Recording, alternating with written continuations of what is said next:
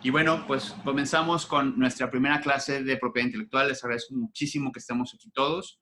Y a partir de este momento vamos a empezar a platicar del estado actual del mundo en relación con la tecnología. Vivimos en un mundo, el mundo más avanzado que pudo haber. Evidentemente estamos en una etapa crucial, pero cambiamos de era. Somos una generación muy afortunada porque nos tocó ver dos eras que cambiaban una con otra. Y lo que estamos viviendo es inmenso en comparación a lo que se genera día a día de información.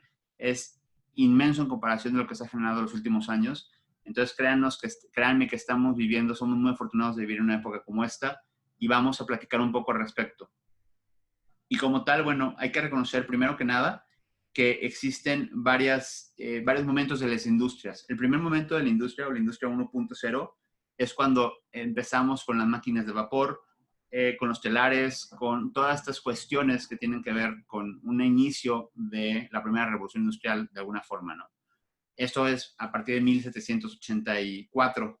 Después un segundo ciclo industrial, una segunda era tecnológica de revolución como tal, es la industria 2.0, cuando todo empieza a tener algún tipo de línea de producción, cuando empezamos a tener productos en masa, cuando empezamos a comenzar con los proyectos de luz eléctrica, y esta marca una segunda época a partir de 1870. Después, la industria 3.0 es a partir de 1969, que podrá estar cercano incluso a a lo mejor algunos nacieron en esa época, no sé, pero cuando menos a nuestros papás, seguramente ellos sí les tocó este cambio.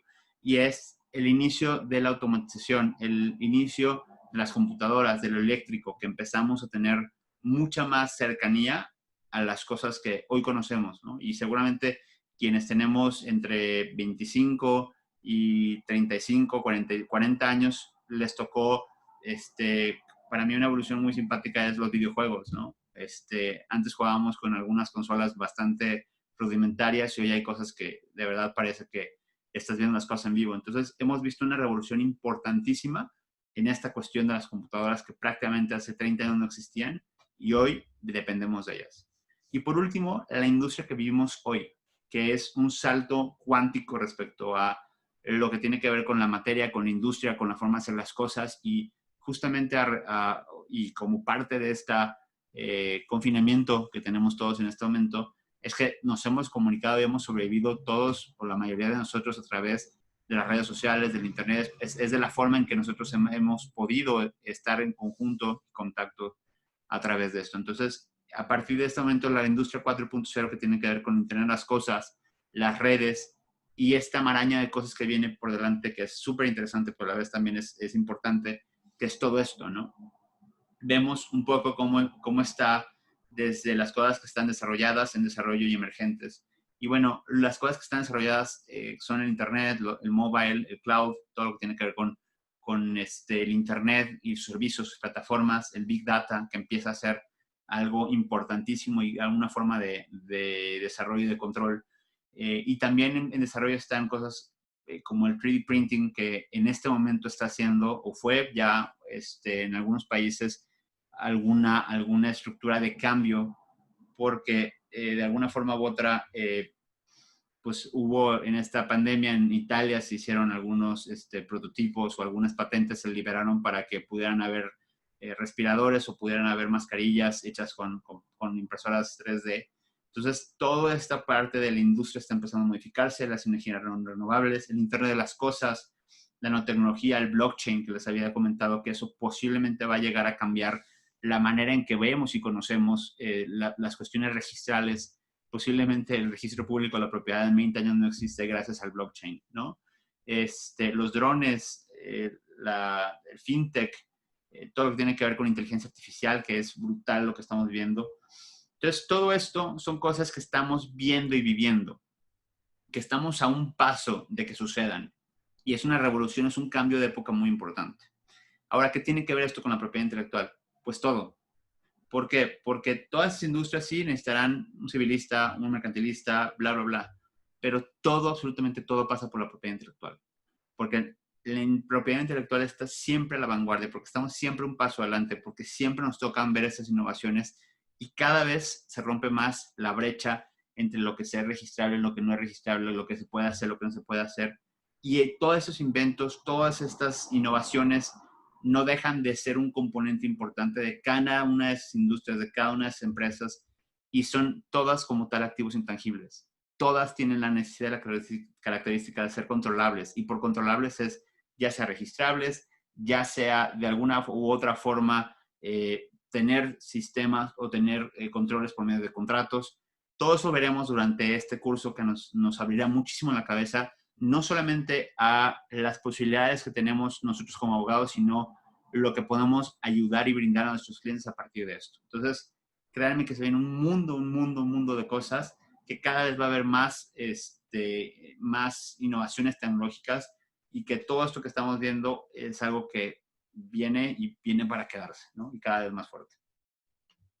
Ahora, hablando también acerca de los modelos de negocio, porque no nomás, o sea, hay innovaciones, pero también los modelos de negocios cambian y evolucionan de forma radical, sorprendente.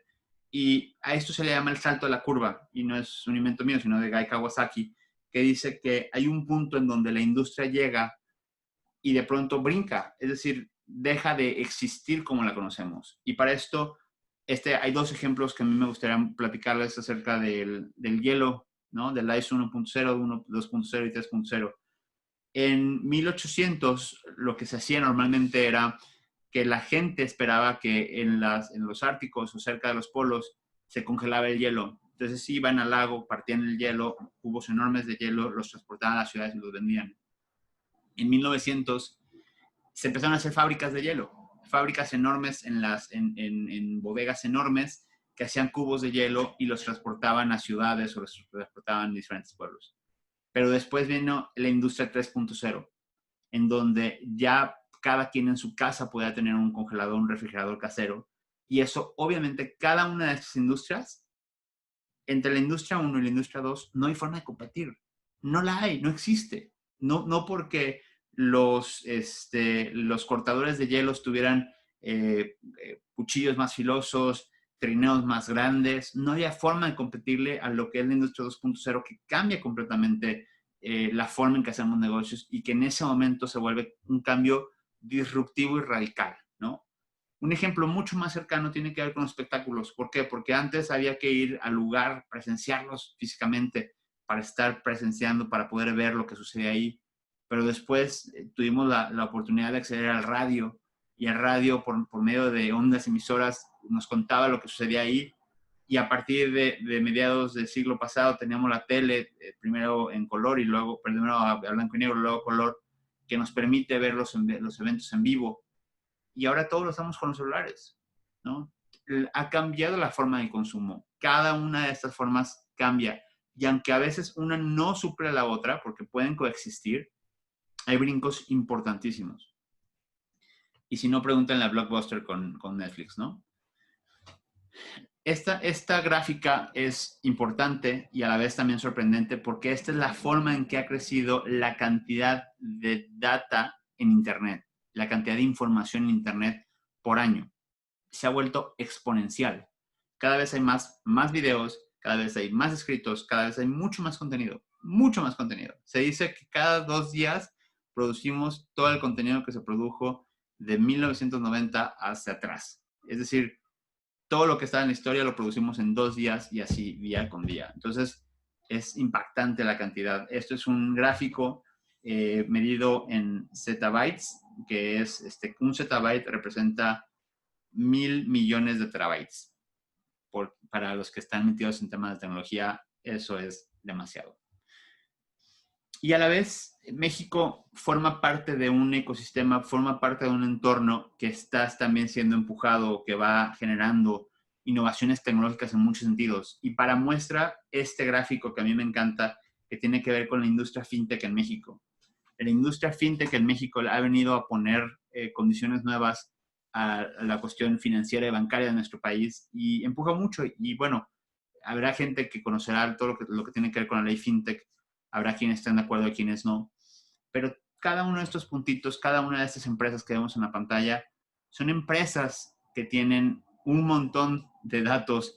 Es una compañía entera que requiere de ustedes, que requiere que personas sepan perfectamente lo que están haciendo.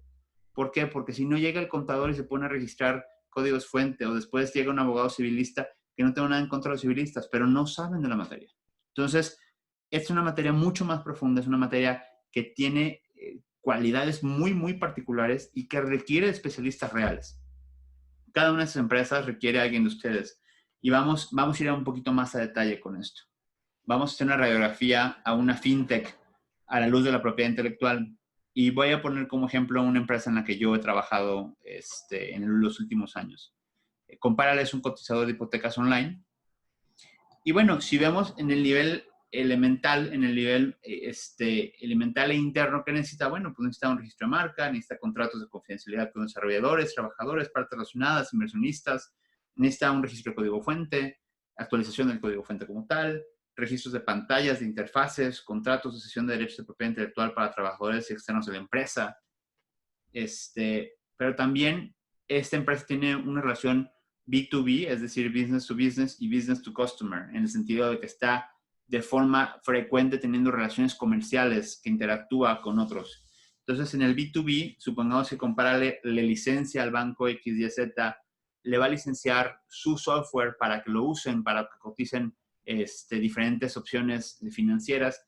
Y bueno, pues esto tiene que ver con un contrato de licencia de propiedad intelectual, que incluyen todo lo que tiene que ver con sus marcas, sus diseños, su know-how, el código fuente y entregas futuras, es decir, lo que se va a desarrollar en materia futura como algo que pertenece a compararle y que va a ser, en su caso, una actualización del sistema, ¿no? Y todo esto se da por medio de un SaaS, que es un Software as a Service, que es un contrato que nos dará esta posibilidad, esta relación contractual que es El código fuente, Rodolfo, es el algoritmo que escriben los programadores, es decir, existen diferentes lenguajes de programación y con base a ese lenguaje de programación se hacen los programas que conocemos de software. Entonces, el software se registra a través de esos lenguajes que son librerías, archivos completos, que de alguna forma son códigos que activan o generan eso que vemos en pantalla tan bonito, tan fácil. Detrás hay toda una estructura de armado cibernético que es al final del día el lenguaje de programación. Y por otro lado tenemos un B2C, es decir, un business to customer. Es una relación en la cual la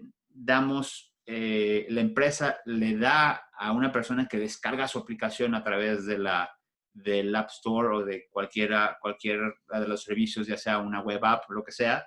Y como tal, esas aplicaciones tienen una licencia que tiene que ver con los términos y condiciones del uso del servicio. Y aparte un software as a service, que es la forma en que se contratan. Entonces, estos sentidos medianamente técnicos es la forma en que nosotros vamos a poder hacer que todo esto que acabamos de proteger, que esa empresa que necesita un abogado especialista que entienda perfectamente lo que tiene que hacer, se pueda traducir, se pueda aterrizar de forma más, de alguna forma más importante o más contundente y aceptable para esta empresa y evitarle cometer errores, ¿no? Ahora, yo les pregunto, ¿qué tipo de asesor o de abogado requiere una empresa como esta? Pues obviamente uno especializado y por eso estamos aquí. Ahora, también hay que comprender, la industria y lo que les comentaba, ha crecido a pasos agigantados. Vean la diferencia de un coche del 2000 y un coche del 2020. Es absurda, es radical. Imagínense simplemente el teclado, lo que se ha hecho. Y como tal, quiero que se den cuenta de lo que ha hecho solamente Tesla, que es uno de los competidores, porque no es el único. Hay muchos competidores tratando de ganar a la vanguardia en materia de los coches eléctricos, de coches innovadores, del nuevo vehículo que nos va a transportar a todos. Y solamente se han hecho esta cantidad de patentes, solamente por Tesla. Tesla, sin lugar a dudas, es uno de los referentes más importantes que se ha tomado a pecho el hecho de que mejoren absolutamente todo. Y Tesla produce de manera interna todo, o a través de sus subsidiarias, absolutamente todo, desde las llantas, las puertas, los faros, todo, porque están intentando mejorar cada uno de estos productos. Entonces, cada vez que hay una mejora, hay una patente. Cada vez que hay una patente, se requiere de uno de ustedes. ¿Ok? Es impresionante lo que se hace. Por otro lado, este es otro dato, esta es otra información que tiene que ver con el número de patentes de software relacionadas y de alguna manera solicitadas a través del USPTO en Estados Unidos. Si se fijan, la curva va para arriba de forma muy impresionante. Y bueno, vamos hablando de cómo estamos en México y en el mundo en relación de las patentes, porque eso es algo, vamos a hablar de marcas, vamos a hablar de patentes. Vean cómo China está tomando un liderazgo muy importante. Uno, porque es la fábrica del mundo y la gente quiere tener registradas sus cosas en China para evitar la propia piratería. Pero otra, porque también tiene un liderazgo, tiene un compromiso muy importante por salir adelante y creo que nos lo ha demostrado todos los últimos años. Estados Unidos es el mercado comercial más importante del mundo y como tal también tiene un montón de patentes, pero si se fijan es 3-1 en comparación de China casi. Bueno, no es 3-1 la relación, pero casi 3-1, siendo China con 1.542.000 y Estados Unidos 597.000. Y México, bueno, está en un lugar número 12, que no sé por qué ahí ponen 12 tanto Reino Unido, yo creo que hay una diferencia importante, pero bueno, digamos que estamos bastante abajo en esta estructura. Vámonos a examinar un poco los números de las patentes porque es importante que vean y van a ver algunas cosas que son importantes. Solamente en México, estos son datos hasta el 2018 porque la oficina la OMPI tiene información actualizada hasta 2018, no hay información nueva, de las cuales es como se dividen, es como de alguna manera están divididas. Entonces, patentes, vamos a irnos solamente al 2018, solicitudes de patentes, aplicaciones de patentes en el 2018, mexicanos, es decir, residentes mexicanos solicitaron 1.555 patentes. No residentes o extranjeros solicitaron 14.869 patentes. Es prácticamente 10-1. Es decir, no estamos patentando absolutamente nada. Al menos los mexicanos no. Vienen de otros países a patentarnos, ¿no? Y eso es obviamente porque son empresas transnacionales que lo que tienen como finalidad es que su producto esté protegido en México. Después, bueno, vamos viendo otro número que es escalofriante y es que en el 2018, aclaremos, las patentes que se dieron en 2018 fueron patentes que a lo mejor se solicitaron 4 o 3 años antes o 5 años antes, pero vean la cantidad de patentes que se otorgaron en México. Realmente 457 patentes para un país de 125 millones de habitantes es ridículo, es vergonzoso. De no residentes fueron 8.464 y bueno, estos son los números que son realmente, por un lado, hasta penosos, ¿no? Hay un número más penoso todavía que se lo voy a comentar, pero de hecho también les quiero hablar. Vean la relación como de cada, prácticamente, si pensamos que las patentes de 2018 se le solicitaron en 2014, tal vez, quiere decir que solamente una de cada 3 patentes que se solicitaron fueron otorgadas. Entonces, aquí hay un tema. O estamos solicitando terriblemente malas patentes o estamos solicitando patentes que no son posibles de otorgarse. Es decir, que no tienen viabilidad, ya sea porque hicimos pésimamente mala solicitud o porque no hicimos un examen de fondo de forma adecuada o porque la redacción fue terrible. Por alguna razón, de las 3 patentes que se meten, solamente una queda. Y esto es algo que debemos cambiar y por eso debemos de mejorar. Por el contrario, bueno, en el caso de las patentes de fuera del país, prácticamente una de cada 2 se otorga, ¿no? Ahora, modo de utilidad, bueno, pues es una figura que en México se usa, que casi en otros países no se usa, fueron 688. Diseños industriales fueron 1.627 a 2.300 de otros países. Y bueno, este es el número en materia de patentes que tenemos entre solicitudes y los registros como tal. ¿Alguien tiene alguna, me preguntan, qué tiempo tarda en autorizarse una patente? Bueno, les voy a platicar de mi experiencia personal. Las patentes, en el mejor de los casos, nos han autorizado en 3 años y medio, 4 años. En casos que no son tan honrosos, hemos tardado hasta 5 años en que nos otorguen la patente. Entonces, bueno, pues es algo triste, pero real, ¿no? ¿Alguien más tiene alguna otra pregunta? ¿Quieren abrir micrófonos? ¿Quieren escribir por el chat? Me gustaría escucharlos antes de empezar como tal. No, en México no hay no hay trámites de patentes aceleradas.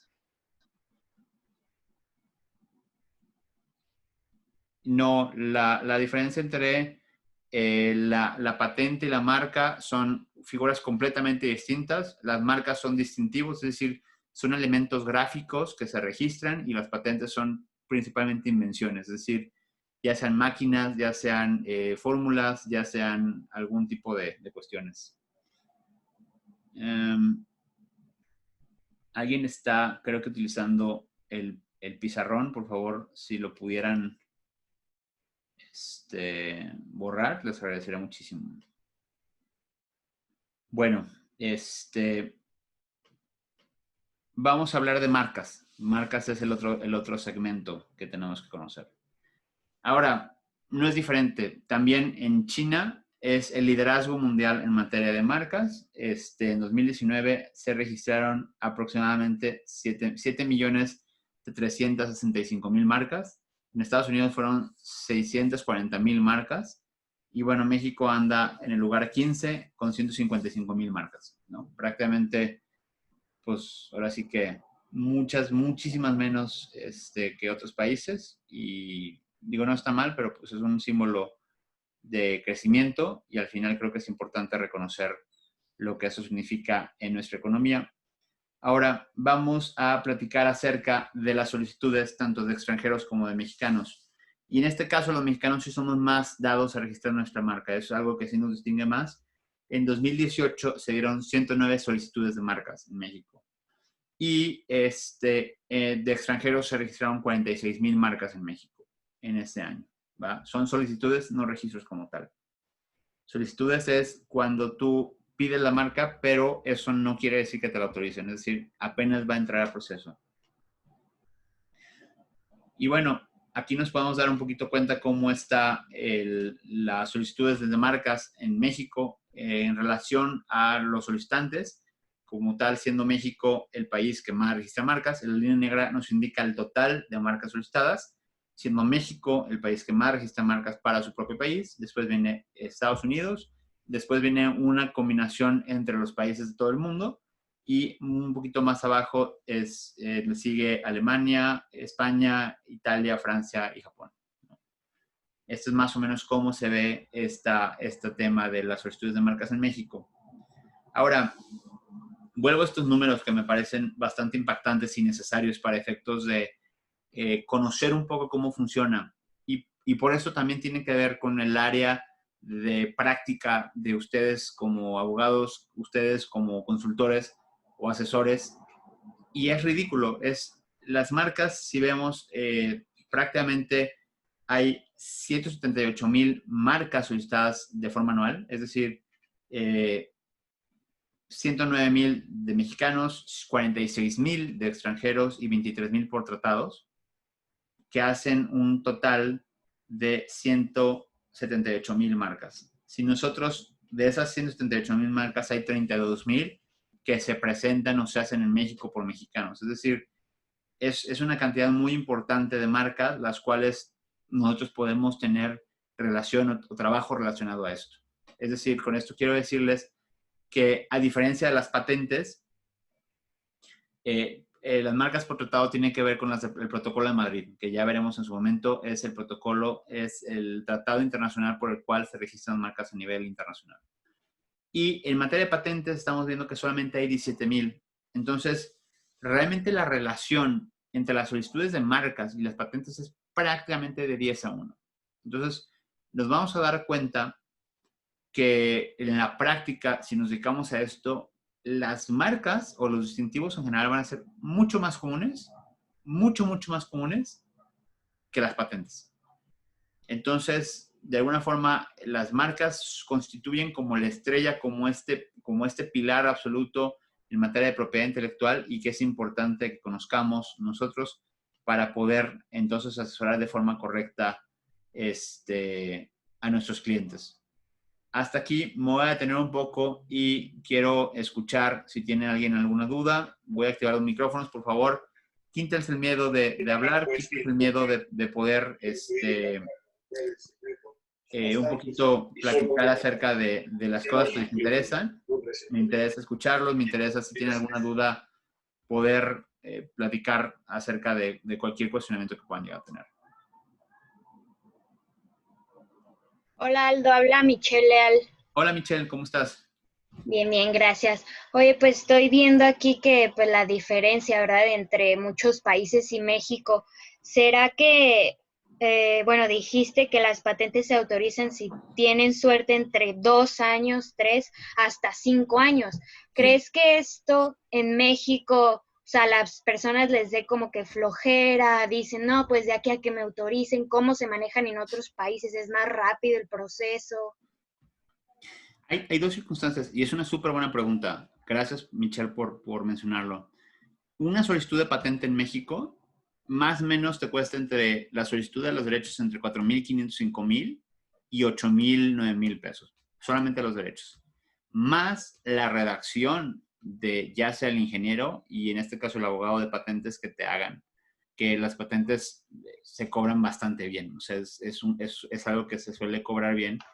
Quien, digamos que las más baratas las cobra en 30, yo he llegado a escuchar de gente que pagó más de 200,000 pesos por una patente. Entonces, digamos que como tal, el esfuerzo de una solicitud de patente es mucho más alta. ¿Por qué? Porque, por ejemplo, en Estados Unidos, si bien es cierto, los abogados cobran más que aquí, la posibilidad económica respecto a la relación comercial, es decir, el costo, es decir, el esfuerzo de registrar, digamos que es mucho más accesible, sobre todo por el hecho de que económicamente hay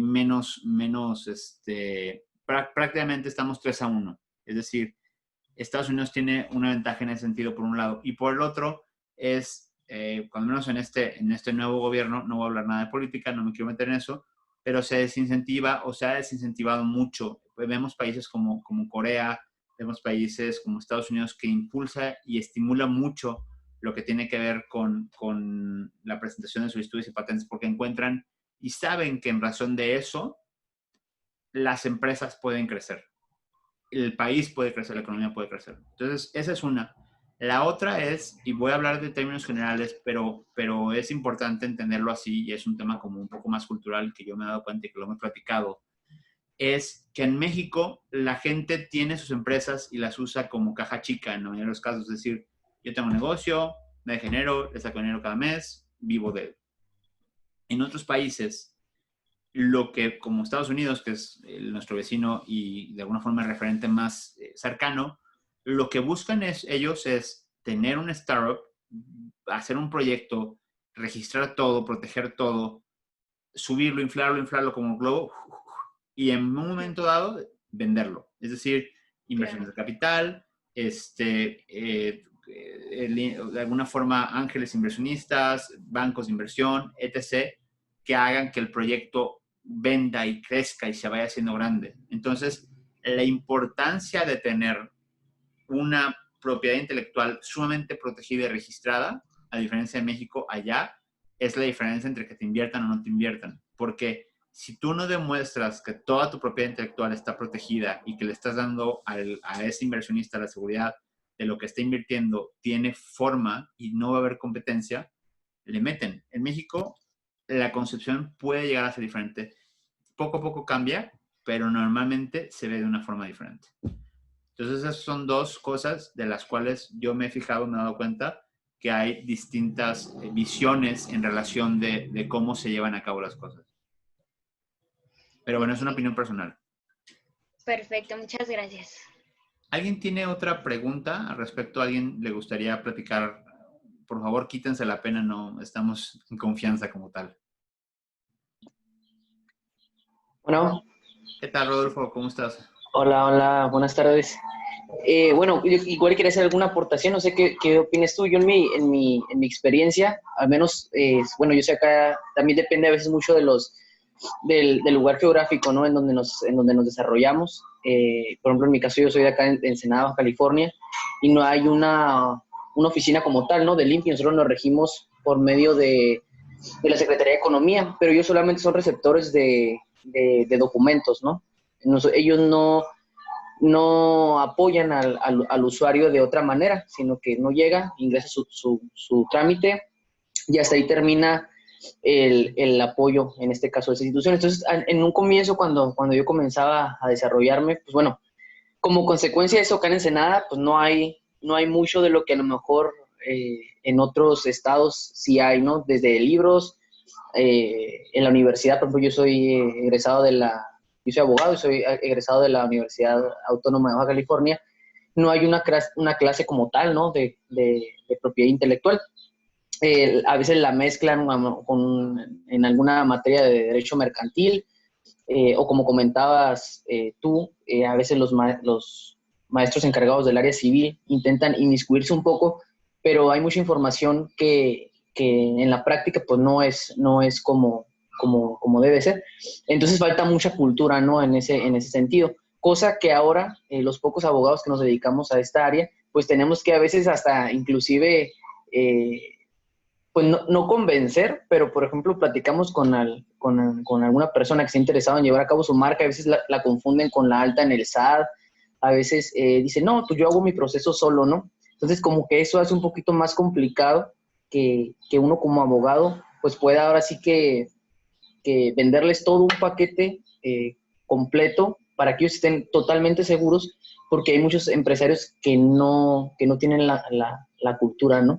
Entonces, creo yo que los parámetros o las cifras que nos acabas de mostrar, pues se reflejan a veces para uno como abogado que tiene algunos servicios en esta materia, pues también pueda ayudar a colaborar y avanzar a las empresas por las que uno trabaja. Claro que sí, Rodolfo. Y tienes toda la razón. De verdad, las oficinas regionales son una bendición en las ciudades que los tenemos o en la gente que está en la Ciudad de México como tal. Pero hay muchas otras ciudades que la Secretaría de Economía funge como receptora y la verdad es que la realidad es que la gente que está ahí no sabe el tema, ¿no? Y las oficinas regionales hacen un esfuerzo muy grande por viajar o mandar enviados de forma constante, pero no es suficiente, ¿no? Creo que el desconocimiento de la materia todavía, de alguna forma, esta materia se ha reservado mucho como para las ciudades más grandes, que es donde empiezan a darle mucha más importancia. Pero sí, Rodolfo, es una realidad que lugares como donde vives tú, como en Ensenada, pues es muy limitado la cantidad o la calidad de información o de recursos, y por recursos no me refiero a dinero, sino de posibilidades que tienes de poder llegar a esa información. Creo que en este momento con todos los procesos en línea que se pueden hacer, que ya lo veremos en otras clases, toda la posibilidad de hacer tu registro en línea, facilita o va a ayudar mucho a que mucha gente pueda tener ese acceso que antes era mucho más limitado, o inclusive tenía que haber gente que viajaba de ciudad a otra para hacer sus solicitudes, y creo que eso se va mejorando. Así es. ¿Alguien más? Muchas gracias, Rodolfo. ¿Alguien más tiene algo que le gustaría aportar o comentar respecto a alguna duda? ¿Qué tal? Buenas tardes. Hola. Soy Leonel. ¿Cómo? Mi nombre es Leonel. Leonel, no sé si no sale tu nombre. Leonel, ¿qué tal? no. ¿Cómo estás? Bien, gracias. Sí, mi pregunta va relacionada al tiempo que tarda en promedio la concesión del documento por parte del INPI para poder generar esa protección hacia las marcas. En promedio, ¿cuál es ese tiempo? Más o menos tarda entre 5 y 7 meses. Si te llegan a citar alguna anterioridad, algún impedimento, algún oficio de forma, podría alargarse más o menos entre 3 y 5 meses más. Pero si tienes suerte, en 6 meses tienes tu título. Perfecto, muchas gracias. Sí, de nada, lo veremos con todo detalle, los prometo que es una clase muy extensa en materia de registrar marcario. Mi intención con esto es que los que no se dedican todavía al área en particular, y les pedí que los que ya de alguna forma tienen alguna experiencia nos tengan paciencia, porque de alguna forma es necesario que todos estemos en el mismo canal y que estemos al mismo nivel de entendimiento. Quiero que vean un poco cómo está esta industria en materia, primero, de tecnología, que es algo que sin lugar a dudas forma parte de nosotros, que la propiedad intelectual es esa punta de lanza en las materias legales, que siempre va a estar en vanguardia, que nunca se nos va a acabar el trabajo porque siempre va a haber alguna innovación, y que a la vez donde se den cuenta dónde está el trabajo. México en particular es un país totalmente de registro de marcas y que cuando la gente se le ocurre algo, lo primero que hace es ir a registrarlo. Eso es bueno. Sepan que ahí está la mayoría del trabajo que van a poder llegar a tener en su momento. ¿Alguien más tiene algo que le gustaría participar o colaborar antes de pasar a los siguientes puntos? Sí, a mí, soy Francisco. Adelante, Francisco, platícanos.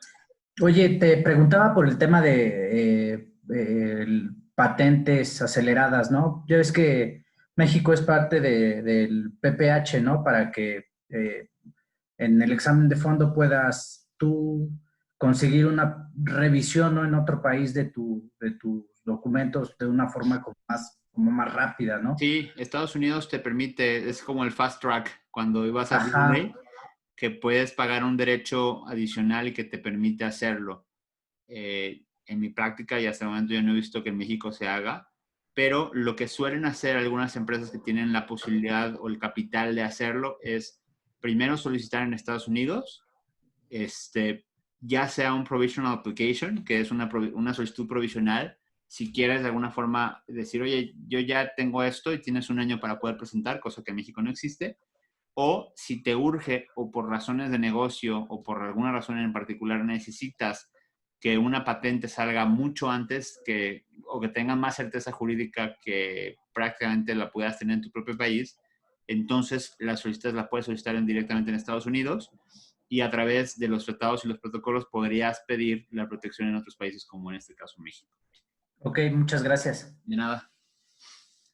¿Alguien más tiene alguna otra pregunta? Si no, para comenzar, de verdad, no se preocupen, ninguna pregunta es boba, ni se sientan. La intención es ir poco a poco todos agarrando la misma sintonía y les prometo que al final todos van a estar bien filosos.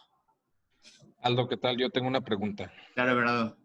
Bueno, pregunta y aportación más bien. A ver, En relación cuéntame. al comentario que se hace de esa falta de cultura del ciudadano, del mexicano, de registrar su marca o comparecer a las oficinas del INPI para hacer los trámites, ¿no crees que tal vez una de las problemáticas es que precisamente no tenemos páginas web suficientemente claras o una metodología más sencilla para que el usuario tuviera el interés de acercarse a hacer el registro, dada la complejidad? Te pongo un ejemplo por el sector de mi área de trabajo. Yo, por ejemplo, que soy litigo de derecho social, derecho agrario, existen muchos ejidatarios comuneros que tienen una actividad importante en el tema de la industria agroalimentaria, por ejemplo. No tienen el conocimiento, no tienen el grado de instrucción. Una persona de estas va a una oficina del INPI y en lugar de salir informado, pues creo que sale más desinformado, confundido, ¿no? Entonces, ¿no crees que eso también ha abonado a que la gente no tenga el interés de ir a registrar por el tema de que no es tan sencillo, no es algo que se le aporte fácil al usuario? Yo te voy a decir, a lo mejor va a sonar súper malinchista el comentario y discúlpenme, no es mi intención, no quiero ser grosero, pero yo creo que a la gente en México no le gusta leer. Porque si algún día ves una guía de usuario del INPI, es brutalmente gráfica y bien ordenada. Te puedo explicar, es más, puedes aprender propiedad intelectual de la guía. Está muy bien hecha. O sea, la gente que está en ventanilla también es gente, híjole, creo que es la gente que tiene la paciencia más alta de este mundo porque como grabadoras les preguntan todos los días lo mismo y responden con gusto. Yo no he visto, al menos en mi experiencia, y es que yo aprecio mucho a la gente que está en el INPI, cuando menos aquí en Guadalajara, en general, la gente es amable, pues se trata de explicar, obviamente también llega un punto del hartazgo, o hay un punto donde ellos tampoco pueden responderte por ti las solicitudes porque también se pueden meter en un problema porque después es que el del INPI me la llenó mal y pues no se trata de eso, ¿no? Para eso hay abogados y especialistas. Yo creo que, y te darás cuenta que a la gente en otros países los periódicos los ves completamente de letras y en México los vemos completamente gráficos. Yo creo que hace falta mucha lectura, lamentablemente. Yo creo que incluso entre nosotros abogados hay mucha gente que no sé cómo terminó la carrera y es complicado. Yo sí creo, sí, yo personalmente sí creo que hay los recursos suficientes y si tienen la experiencia o si alguno tiene la oportunidad de ver el USPTO, por ejemplo, la Oficina de Marcas y Patentes en Estados Unidos es mucho más complicada que el INPI en general, o sea, o las solicitudes de marca de México. Pero aún así yo creo que a la gente le hace falta lectura. No sé, es una apreciación, así como tú tienes una apreciación personal del tema, yo también creo que va por ahí un poco y espero que no lo tomen a mal, pues es una reflexión. No puedo hablar por todos ni generalizar, pero creo que por ahí podría ir. No sé, ¿qué opinan ustedes? Sí, pues digo, tienes bastante razón. Sin embargo, es una problemática que existe en ese sector que te estoy mencionando, pues son personas Sí. iletradas, has de entender. No, Que son personas que son iletradas, pero que tienen ya un ramo de actividad empresarial industrial, y quieren ellos formalizarlo y quieren producir más, pero pues no tiene ese grado de instrucción. Ellos ahora sí que van y pues llegan en ese plano. Entonces, como dices tú, pues digo, a lo mejor recurre un abogado que lleva otra materia y tal vez en lugar de orientarlos bien, los confunde más, ¿no? Entonces, yo creo que en aras de estos cursos es precisamente tratar de expandir este servicio a esas personas para que puedan acceder, ¿no? Claro, por supuesto. No, y tú que estás en esa rama, cuando veamos los distintivos, vamos a ver los nuevos tipos de marcas, las marcas colectivas, que hacen grandes diferencias para algunas comunidades cuando se unen y todos producen un mismo tipo de producto y hacen que sean comunidades mucho más fuertes y que puedan tener una presencia mucho más grande de forma ya sea nacional o internacional. Entonces, seguramente le va a sacar mucho jugo a este curso. Te agradezco. No, pues a ustedes. ¿Alguien más quiere tener alguna aportación? Discúlpenme, son a lo mejor temas de perspectiva personal y espero que nadie se ofenda con lo que dije. No es mi intención, pero bueno, es una reflexión que yo creo que por ahí podrá ser. ¿Alguien más le gustaría comentar algo? Sí, ¿me escuchas? Sí, claro. Hola, soy Gaby de Aguascalientes, soy Hola, Gaby. abogada de empresa. ¿Qué tal? ¿Qué tal, Aldo? Mucho gusto a todos. Sí, yo Igualmente. coincido contigo en una parte, entiendo lo que dijo el compañero, pero también es cierto, hay que reconocer que es complicado que las personas leamos. Yo creo que los abogados tenemos esta habilidad tan desarrollada que la verdad, un contrato de 10 hojas lo leemos rapidísimo, para otra persona es como de, ay, en 3 días te lo mando, ¿no? Ajá. Pero sí es cierto que tenemos que hacer algo para que las personas entiendan que para eso estamos los abogados, porque tienen un solo abogado y tengo, yo contrato abogados para que me ayuden a los temas de las empresas, y me ha tocado ver que muchos despachos, que por ejemplo yo tengo el despacho civil mercantil, pero no falta el cliente que tienen que les piden asesoría de laboral, de IP, o sea, un montón de cosas. Entonces es cierto que para eso estamos y creo que todos deberíamos de tener esa como obligación de decirle a nuestros clientes, es que sabes que yo no te llevo propiedad intelectual, pero bueno, te puedo recomendar a alguien. Y coincido contigo que es muy amigable el material que tiene el INPI, inclusive te comparto que para mí se me hace tan amigable que como para abogados no me aporta mucho, o sea, lo entiendo perfecto y por eso me metí al curso, para aprender más, ¿sabes? El detalle. Sí, de acuerdo. O sea, creo que como manual de usuario es muy bueno. Creo que por aquí nos acompañaba alguien que trabajaba en el INPI, muy honrado porque nos haya hecho que esté acompañándonos, pero sí, la realidad es que creo que al menos no sé esta administración porque la verdad es que no he visto muchos cambios, pero lo han hecho bien. O sea, el INPI en general en su vida como institución, aparte que es algo increíble, que es hiper transparente. Creo que en ninguna otra rama de derecho nos vamos a encontrar la transparencia y obviamente tiene que ver no porque el INPI sea así, sino porque está dentro de un montón de tratados internacionales que obligan a tener esa transparencia y esa claridad y pues el que todo esté en línea, que todo esté visible, que todo esté alcanzable. Entonces, bueno, de alguna forma u otra es una bendición si te dedicas a propiedad intelectual o ves cosas de propiedad intelectual. En comparación de otras materias que los que no son abogados, pues no, a lo mejor no se imaginan, pero el hecho de no tener que ir a un juzgado a buscar un acuerdo o el hecho de que todo esté en línea, que esté transparente, que lo puedas consultar, que el cliente lo vea, que lo palpe, que pueda checar en internet es maravilloso. Pero bueno, ¿Alguien más? ¿Alguien tiene alguna aportación antes de continuar? Tenemos mucho tiempo todavía, no se preocupen. Estamos bastante bien de tiempo. Y buenas tardes. Hola, Frank. Bueno, pues únicamente escuchando a mis compañeros, lo que puedo aportar es que realmente eso solo es un área de oportunidad para nosotros, ¿no? Como abogados. Sí. Creo que cuando te das cuenta que hay personas que no pueden entender algo y tú tienes la facilidad, yo creo que es tu oportunidad de hacer tu labor, de hacer tu trabajo y, cómo no, ganar tu remuneración, ¿no? Porque para eso estamos aquí. Digo, yo no tengo la experiencia, mi ramo es lo mercantil, sin embargo, dentro de esto me relaciono con algunas empresas y hay algunos que tienen este tipo de inquietudes, ¿no? De registrar algunas marcas, algunas cosas. Yo veo que tienen sus propios abogados, hay empresas grandes que tienen su propio bufete y aún así no entienden del tema. Entonces yo les invito a todos mis compañeros más bien a que explotemos, ¿no? Este curso y tomemos esa área de oportunidad y vamos por ellos. Sí, sáquenle jugo, de verdad. La razón de que podamos conceptualizar esta primera parte del curso es que sepan dónde está, para los abogados, sobre todo, perdonen los que no son abogados, pero como la mayoría son abogados, tengo que hacer esto, que sepan dónde está la redacción, que no se claven demasiado, a lo mejor. Sí vamos a saber de patentes, sí vamos a saber redactar patentes, sí nos vamos a meter en esa área, pero es un área muy chiquita, ¿no? Que sí nos puede dar trabajo, sí, pero el 90% está en las marcas, ¿no? Y lo vamos a ver día a día y es bueno, muy bueno saber de todo y créanme que este curso les va a abrir un montón de posibilidades de negocio, de verdad, créanme, está bastante bueno. Entonces,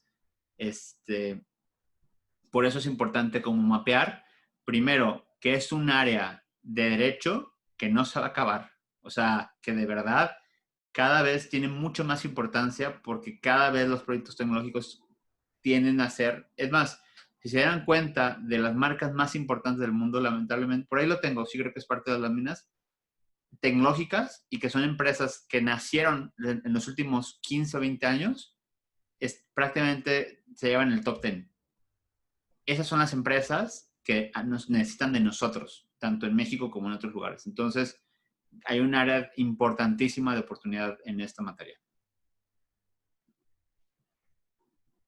Bueno, pues si no hay otro comentario, continuamos para poder avanzar lo más posible en esta primera sesión.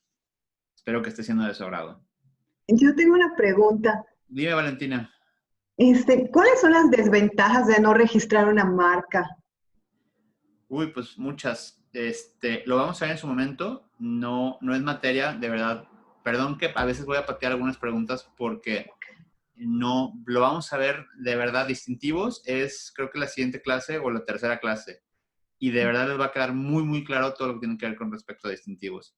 Pero te lo voy a contestar rapidísimo. Si no registras, primero, estás en la posibilidad de que alguien lo haga por ti. Es decir, no de mala voluntad, no de una forma dolosa, pero sí, a lo mejor de forma pues, coincidente, que registres tu marca y eventualmente no tengas esa posibilidad de explotar uno de tus activos o que te meta en un procedimiento de nulificar una marca o de tener que pelear por tu marca cuando de inicio hubiera sido mucho más fácil. Ok, gracias. De nada. Me da mucho gusto escuchar acentos de todos lados. Se me hace padrísimo. Bueno, Aldo, ¿puedo decir algo rápido? sí, claro. Bueno, ya escuché la mayoría abogados los comentarios de que pues como que es medio difícil, pero que a la vez es fácil. Pero a ver, yo como mercadóloga, pues a ver, la verdad no tengo idea de muchísimos conceptos de abogados y yo que sé pues cómo el comportamiento del consumidor en general, les podría decir que a la gente, al humano, le gustan las cosas fáciles y le gusta ver páginas web bonitas, con colores y que al primer clic me explique todo. Y la verdad, muchísimas instituciones así pues de gobierno, INPI, no están bonitas las páginas, no es agradable leer tanta información, pero sí coincido contigo que todo está en INPI, o sea, absolutamente todo lo que quieras saber te lo contesta. Pero bueno, ya ustedes como abogados que están acostumbrados a, pues, a leer mucho y estos conceptos, pues sí, también coincido con ustedes. Pero bueno, yo como mercadóloga, que mi mamá o no sé, una amiga o algo así me diga de cómo registrar una marca, ni se van a meter en la página web, o sea, claro que no. Pero bueno, para eso aquí estamos, muy interesante. Pero Michelle, de todas formas, te los prometo que el curso está hecho, aunque los que no son abogados, se los prometo que van a saber sabiendo perfectamente cómo son las cosas. No, no es una barrera. Por favor, no vayan a pensar que el curso está diseñado solamente para abogados. Sí, tiene un perfil muy de abogado, pero nada de lo que vamos a ver es complicado como para que alguien que no es abogado no lo pueda entender. Se los prometo. Sí, perfecto. Gracias. Gracias. Va, pues continuamos entonces. Y bueno, ahora vamos a tener un break mental. Se supone que iba a ser pesado, pero bueno, vamos a darle un poco de agilidad al tema y con esto de alguna forma reafirmo mi punto en cómo la tecnología es arrasadora, ¿no? Y bueno, se hizo estas son estadísticas y se hizo una comparación, una pregunta a personas entre 6 y 18 años, jóvenes entre 6 y 18 años, y se les preguntó que quién había convivido, conocía uno de estos objetos, ¿no? El Viper fue el que más resultó afectado, siendo el 86% de las, de las personas consultadas las que dijeron que no lo habían conocido. Igual el teletexto, las laminillas, los proyectores de lámina, los floppies, los discos 67%, los cassettes de música, que más de uno le tocaba darle vuelta, 40%. Con esto quiero decirles evolucionamos demasiado rápido. Esa es otra parte importante, y es el miedo que tiene la gente a la tecnología que los reemplace de sus trabajos. Evidentemente, conforme el ingreso aumenta, pues el miedo disminuye. Pero, pues sí, la gente que gana en Estados Unidos menos de $40,000, entre $40,000 o menos, tiene un miedo prácticamente del 50% de que su empleo pueda llegar a ser sustituido por una máquina en el futuro cercano, ¿no? Eso es muchísimo. Y lo peor es que puede llegar a pasar. O sea, lo peor es que yo creo que parte de que China tenga un esfuerzo tan grande por ser competitivo y poco a poco deje de ser la fábrica del mundo para hacer algo diferente es porque saben que la automatización de las cosas, es decir, la automatización de los productos, de los servicios, de las fábricas, está ya no a la vuelta de la esquina, o sea, lo tenemos enfrente. Entonces, va a cambiar muchas cosas en ese sentido, ¿no? Y eso tiene que ver con esta siguiente lámina. El riesgo de ser reemplazado por la automatización. México y el average, bueno, la OCDE average está en el 57% de los empleos actuales. Hay países como China, que es el 77% de sus empleados, podrían llegar a ser reemplazados por la automatización. Estados Unidos el 47%, la Reino Unido 35%. Entonces, son datos importantes e interesantes como para conocer. Los baby boomers, esa generación de personas de arriba de los 50 años, y cómo se relacionan entre los 50 y 59, 60 y 69 y más de 70, qué tipos de aparatos tienen, ¿no? Desde el smartphone, la laptop, la computadora de piso, las tablets, teléfonos, los regulares. Entonces, estamos viendo que poco a poco, a pesar de que esas generaciones tienen cierto, pues sí, sesgo o cierta resistencia, poco a poco cada vez pues, más abuelitos con smartphones, ¿no? Y bueno, como les comentaba, las tech companies dominan el top 100 de las marcas más importantes del mundo. Y el brand value de esas marcas es impresionante en comparación a nosotros. Con esto les quiero decir que son empresas que se fundaron hace 5, hace 10, hace 12.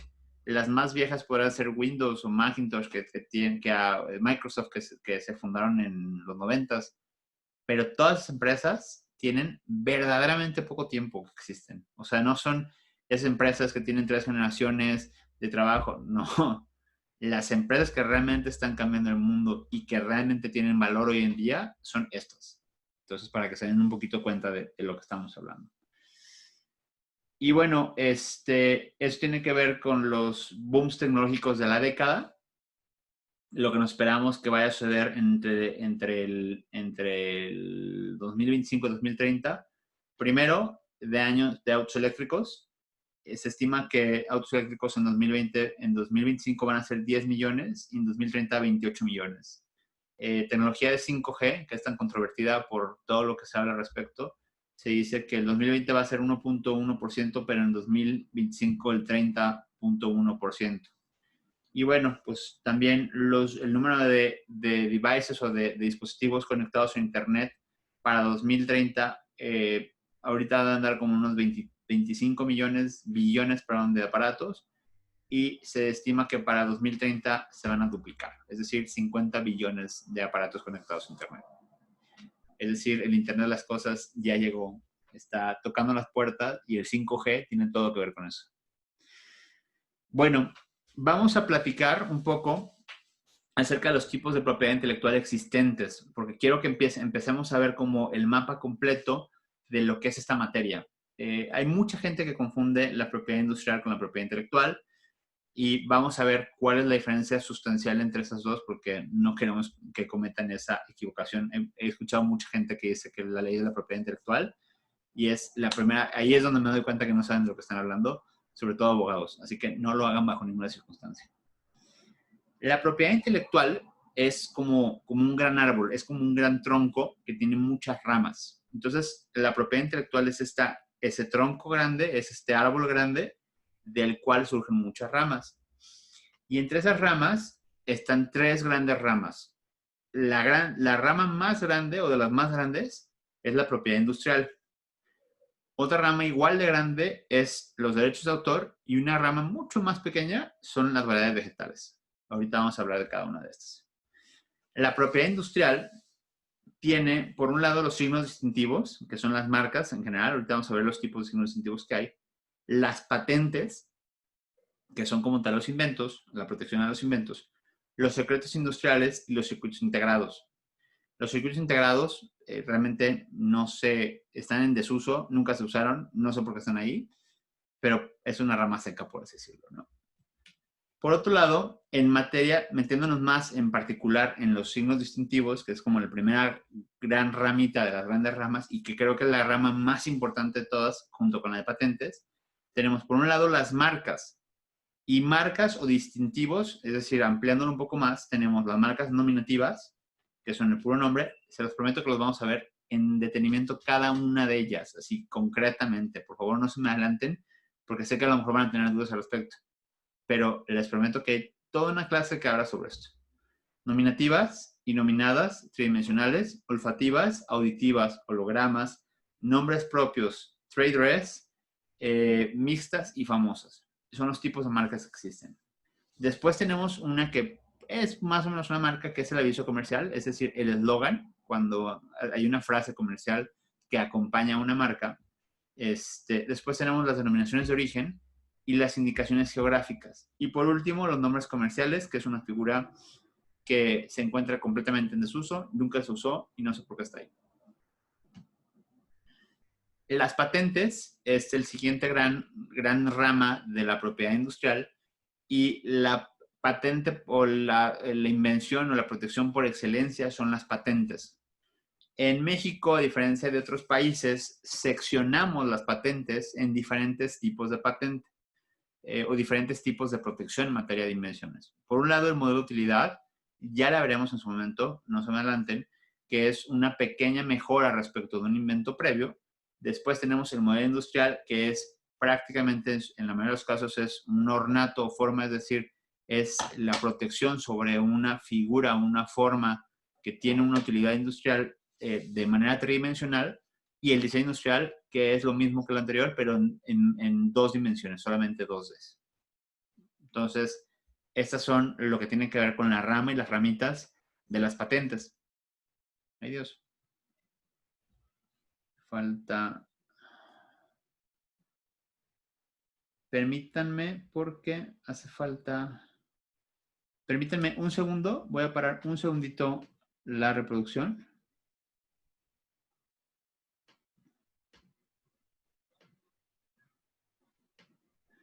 Discúlpenme que no sé por qué hace falta. Un segundo, por favor.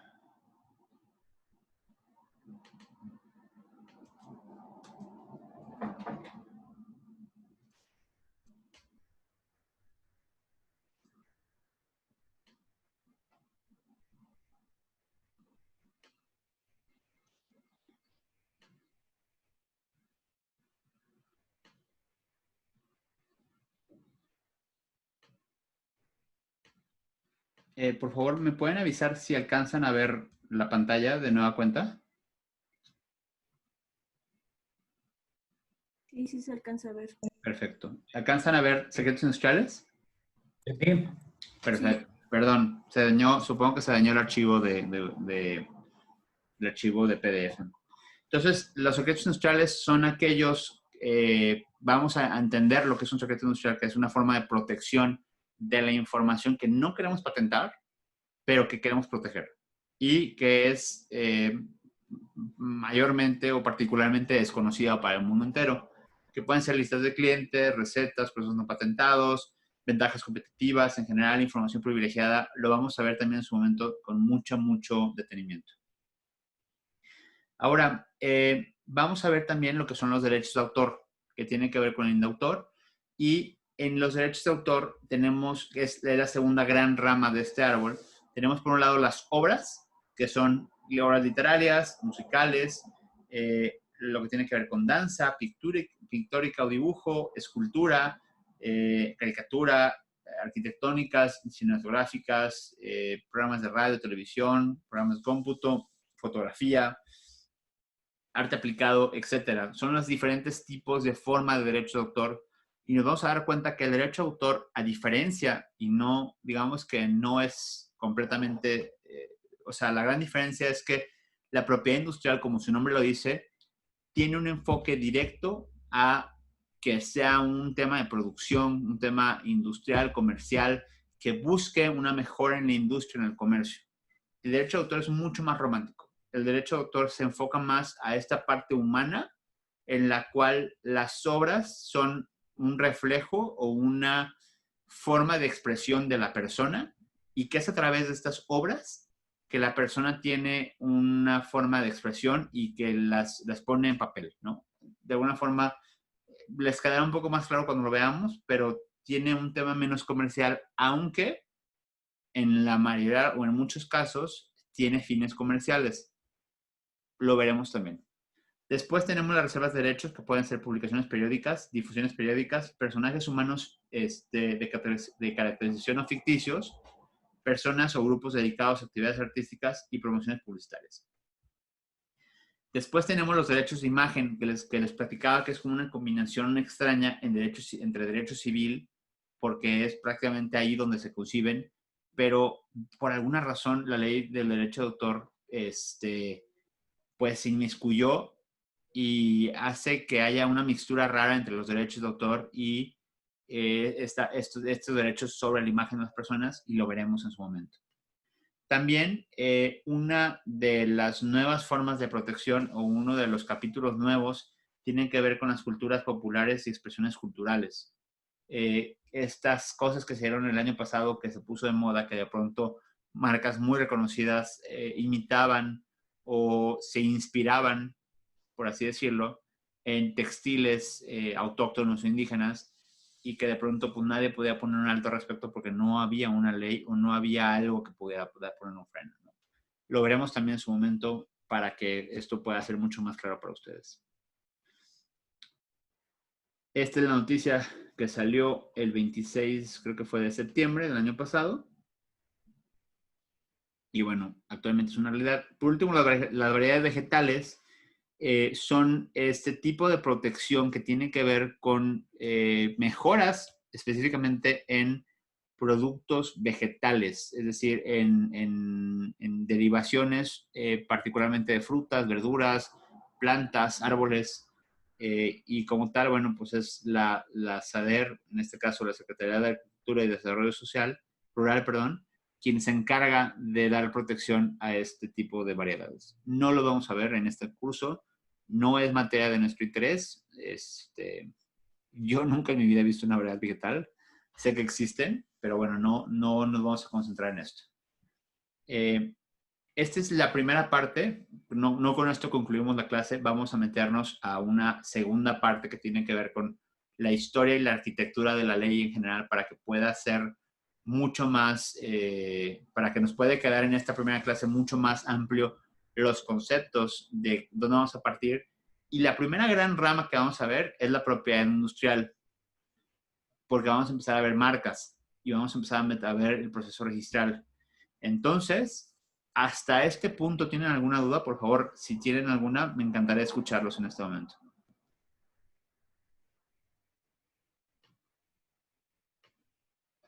¿No tienen dudas? No, pues, es que para mí todo es nuevo. La verdad, yo me metí a este curso porque soy abogada. Ajá. Pero sí me llama mucho la atención esta parte de obras. Yo estoy en una revista Ajá. de la UNAM y se ve mucho esto del plagio, del copyright, y sí me interesa aprender acerca de los derechos de autor, y pues es muy nuevo esta área para mí. Te prometo que conocerás después de las clases correspondientes todo lo que tienes que saber en materia de derechos de autor, de los derechos conexos, de los tratados. Te lo prometo que esa parte lo vamos a ver. Entonces, esas son las 3 grandes ramas y yo pensaría más bien 2 grandes ramas y una chiquita. ¿Alguien tiene alguna duda de cómo se comporta este gran árbol de la propiedad intelectual?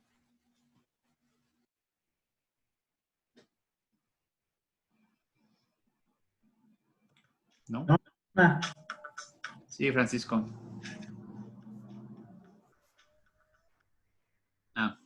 Bueno, creo que fue una equivocación. Ok. Un tema interesante antes de saltar al siguiente punto es que cada una de estas ramas tiene leyes y autoridades diferentes. La ley de la propiedad industrial tiene la ley de la propiedad industrial como tal. Perdón, la propiedad industrial tiene la ley de la propiedad industrial y el instituto o la dependencia pública que se hace cargo de esta rama es el INPI, el Instituto Mexicano de la Propiedad Industrial. Por otro lado, el derecho de autor tiene la Ley Federal de Derechos de Autor y quien se encarga de esta rama es el INDAUTOR, ¿va? Esas son, de alguna forma, las dependencias a las que tendremos que acudir en caso de que queramos registrar o tener un poco más de información acerca de cada una de las cosas. Voy a cambiar, vamos a ver ahora un poco más acerca de antecedentes. Por favor, ¿me pueden confirmar si en este momento alcanzan a leer Introducción a la Propiedad Intelectual? Sí, así es. Ok, perfecto. Una pregunta, bueno, Aldo. Sí, adelante. Entonces, en la propiedad industrial, vamos a ver también la parte de la tecnología, lo que son software. Bueno, a mí me llama mucho la atención los videojuegos y quisiera captar mucho o captar algunos clientes en materia de videojuegos, porque sí he visto que muchos ingenieros pues hacen sus gráficos, pero tienen que recurrir a otros para los personajes y toda esta parte del software. Entonces, ¿en la propiedad industrial está esa parte? No. O sea, habrá algunas partes, el software, los videojuegos y ese tipo de industrias de tecnología en general, digamos que viven una mezcla entre necesidades de propiedad industrial y propiedad y derechos de autor. Okay. Lo que acabas de decir es algo de lo más complejo que existe. Sí, sí, sí. Es cuando hay diferentes autores, es decir, una sola obra puede tener múltiples autores. Y el cómo calificar o clasificar quién es el autor, a quién le pertenece, los derechos patrimoniales, bla, bla, bla, bla, es una maraña en materia de derechos de autor. Espero que les quede claro. Incluso también una vez leí que incluso el laboratorio donde están haciendo ese tipo de videojuegos se patenta de otra forma, ¿no? Algo así. No, no solamente. No, veremos. Les quedará muy claro. Es como el ejemplo que les puse de la empresa de software. hay diferentes necesidades. Es decir, una sola empresa tiene que registrar el código fuente, sus marcas, tiene que tener contratos, tiene que tener secretos industriales. O sea, digamos que es un complemento y es un cúmulo de diferentes tipos de propiedad intelectual que van a converger en un proyecto.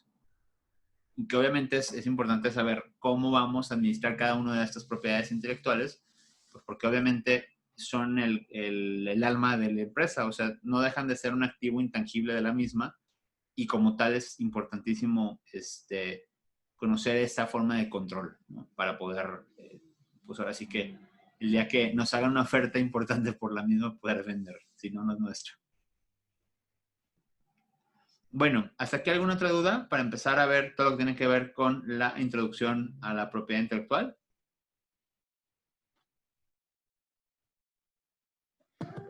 No, ninguna. Perfecto, pues adelante entonces.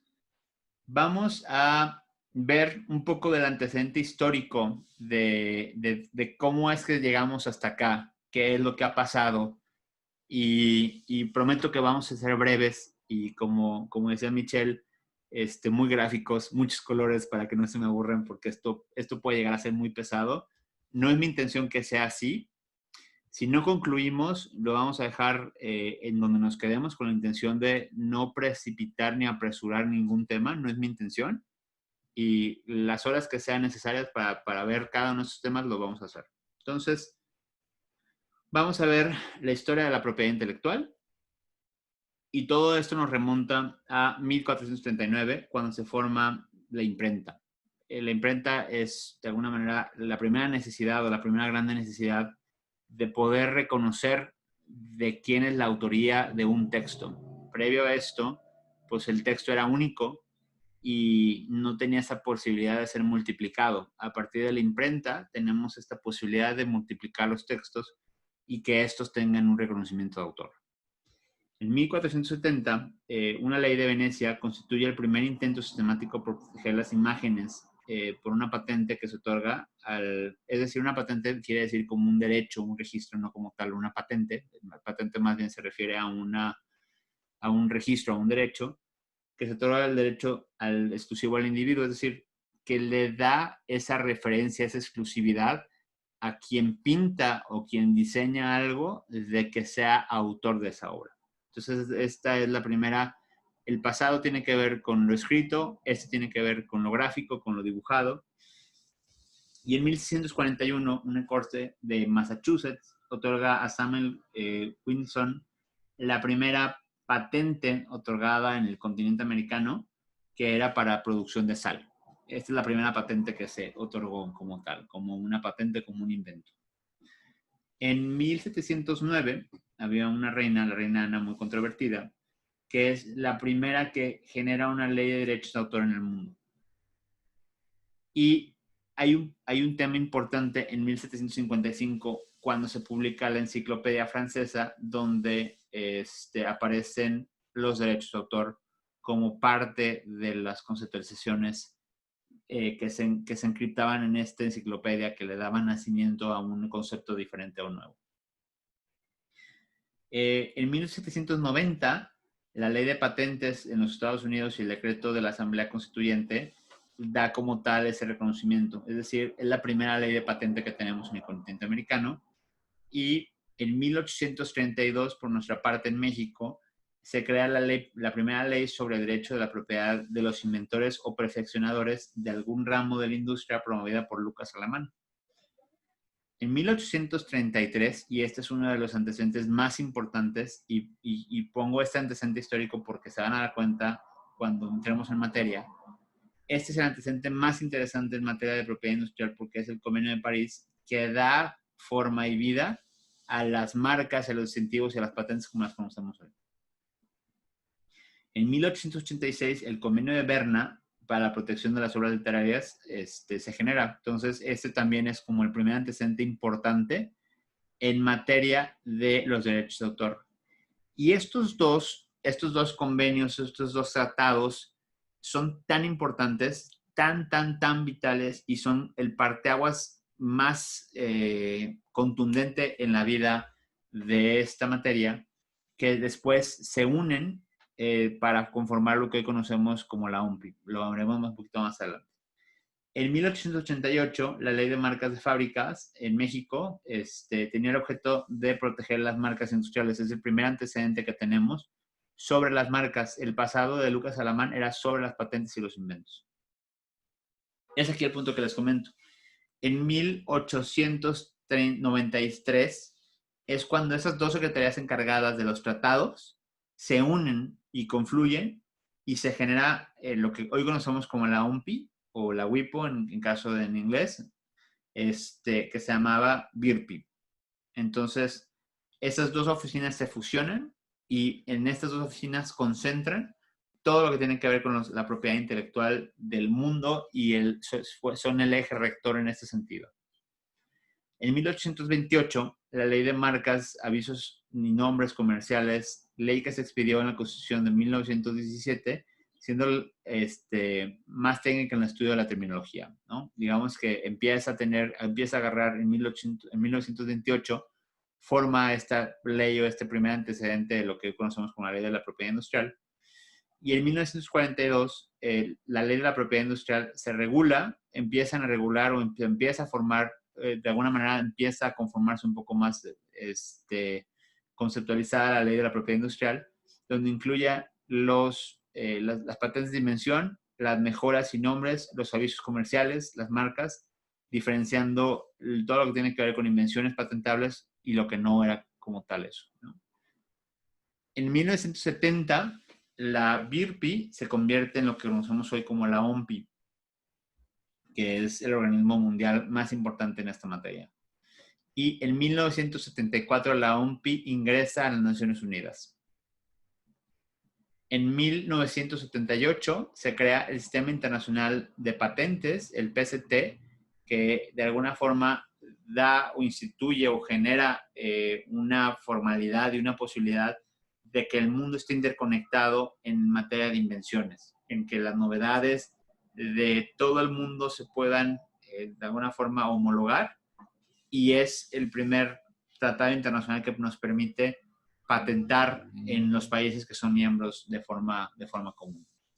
En 1991 se publica la Ley de la Propiedad Industrial, y esto tiene mucho que ver con el Tratado de Libre Comercio que se había negociado años antes o durante ese periodo por Salinas de Gortari, que como tal le da nacimiento a un montón de figuras como el secreto industrial, que de alguna forma u otra nos damos cuenta que hoy con el nuevo TEMEC, que es el 2.0 del Tratado de Libre Comercio, vemos impulsadas muchas reformas y que la ley cambia de muchas formas para hacer una ley diferente, no diferente, pero una ley actualizada en materia de muchas marcas y de muchas formas de protección que no eran tradicionales, al menos no conceptualizadas en México. Entonces, este primer antecedente de 1991 es la primera parte de la propiedad intelectual moderna en nuestro país, y fue apenas hace menos de 30 años.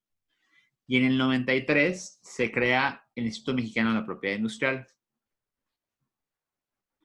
En 1996 se publica la Ley Federal de Derecho de Autor por Ernesto Zedillo. Y bueno, este es un panorama general, este es un timeline general de el tiempo que nos regala The World International Intellectual Property Organization acerca de lo que acabamos de platicar, que es como un mapa de la existencia de la propiedad intelectual en nuestro mundo, prácticamente. Les diría que en nuestro país, pero no, es global. Entonces, este es como el antecedente histórico más importante. Y a partir de aquí, como les comentaba, vamos a empezar a conocer la arquitectura de la Ley de la Propiedad Industrial. Hasta aquí, ¿alguna duda de los antecedentes históricos? Les repito, los importantes y existentes a la fecha, es decir, que siguen siendo importantes y existen, es el Convenio de París y el Convenio de Berna. Esos dos siguen siendo vitales y siguen existiendo, y como tal forman parte de nuestra legislación actual. Ok, habiendo dicho esto, entonces vamos a pasar a la arquitectura de la Ley de la Propiedad Industrial. A los que no son abogados, de antemano les pido una disculpa. La intención es que los que sí son abogados puedan tener de manera mucho más gráfica el dónde están o cómo está ordenada la ley para que sea mucho más fácil su identificación y llegar al punto. Para los abogados. Para los que no son abogados, la ley es la base de todo lo que vamos a ver, todo lo que vamos a conocer. Y es importante, o sea, no, lo que les quiero decir es que con esto no vayan a pensar que porque no son abogados no deben de saber esto, porque es la forma en que ustedes van a conocer dónde se encuentran integrados sus artículos o qué da fuente o razón a esta ley, discúlpenme. Y bueno, así es como se divide. Generalmente, primero tenemos disposiciones generales, del artículo 1 al 8. Los inventos se encuentran entre el artículo 9 y el 81. Los secretos industriales los tenemos entre el 82 y el 86. Los signos distintivos, es decir, todas aquellas marcas, todo lo que tiene que ver con marcas y sus registros, licencias, todo lo encontramos entre el 87 y el 155. Las denominaciones de origen y certificaciones de origen las encontramos del 156 al 178. Los esquemas trazados que les digo que son una figura que realmente no está en uso, está en el 178. Y todo lo que tiene que ver con procedimientos administrativos lo vamos a encontrar del 179 al 202. Todas las disposiciones que tienen que ver con inspecciones, infracciones y delitos estarán del artículo 203 al 229 de la ley. ¿Va? Entonces, de alguna forma, esquematizando todo, esta es la forma en que se ve la ley de la propiedad industrial. Esta es la manera en la cual si fueran capítulos, así son nuestros capítulos de la ley. ¿Va? Ahora, vamos a meternos a cada uno de estos capítulos. Y lo primero del capítulo referente a las patentes, a los inventos, se encuentra de esta forma dividida. Del artículo 9 al 14 tenemos disposiciones generales. Del 15 al 26 tiene que ver, o sea, explica todo lo que tiene que ver con las patentes. Y las patentes, es decir, los inventos como tal. Después, los modos de utilidad lo tendremos del 27 al 30. Diseños industriales los tenemos del 31 al 37. Tramitación de patentes, es decir, toda esta parte de la forma en la cual solicitamos la patente, la encontraremos del 38 al 61. Las licencias y transmisión de derechos, es decir, todo lo que tiene que ver con la forma en la cual nosotros le prestamos a alguien más esa patente, o se la vendemos, o se la otorgamos, o la enajenamos de alguna forma, estará en el 62 al 77.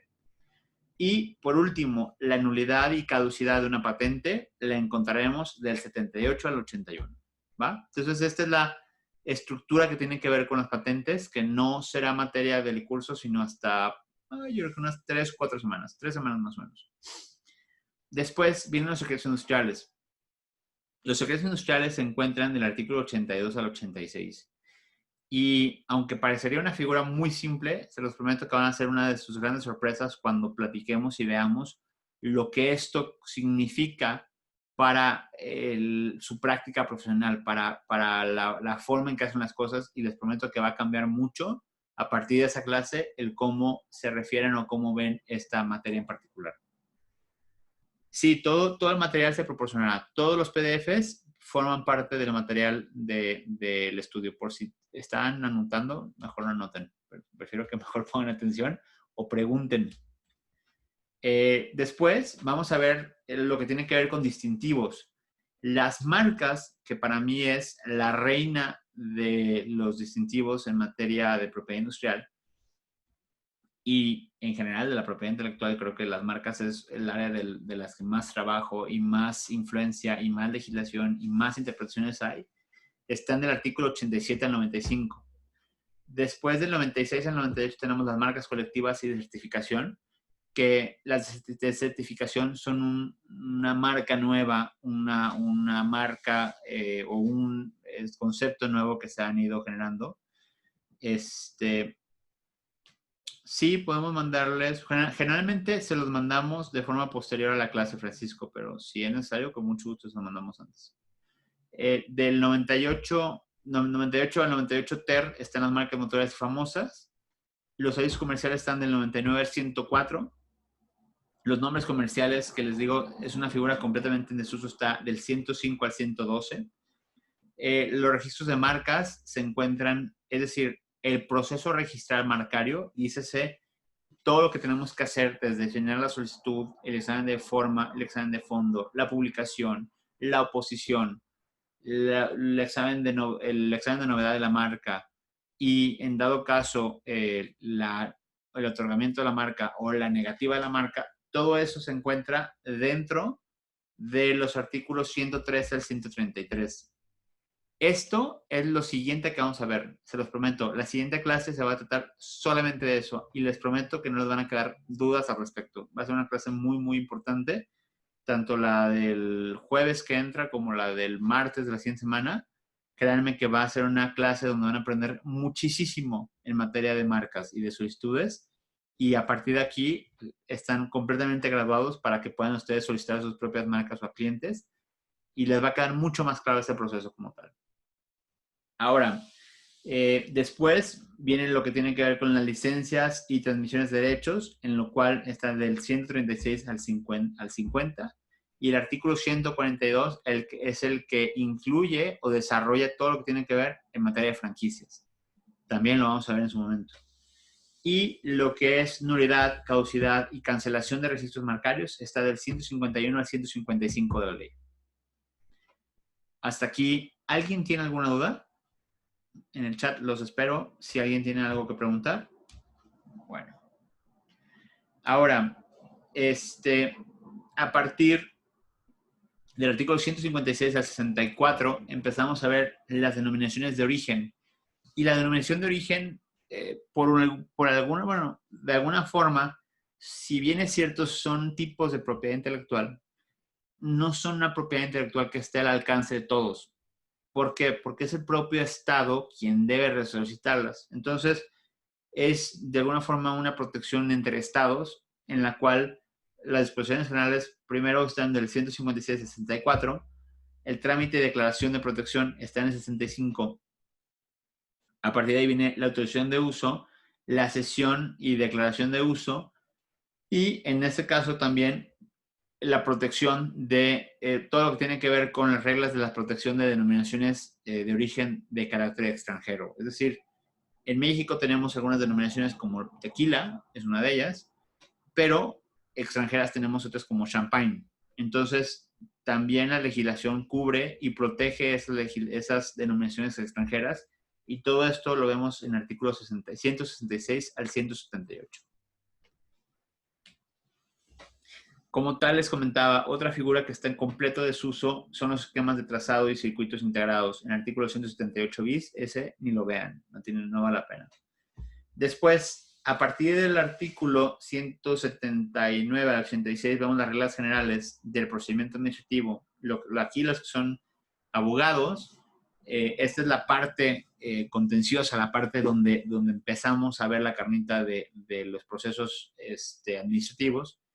Y a partir del 87 al 99 bis 8, vemos los procedimientos de declaración administrativa.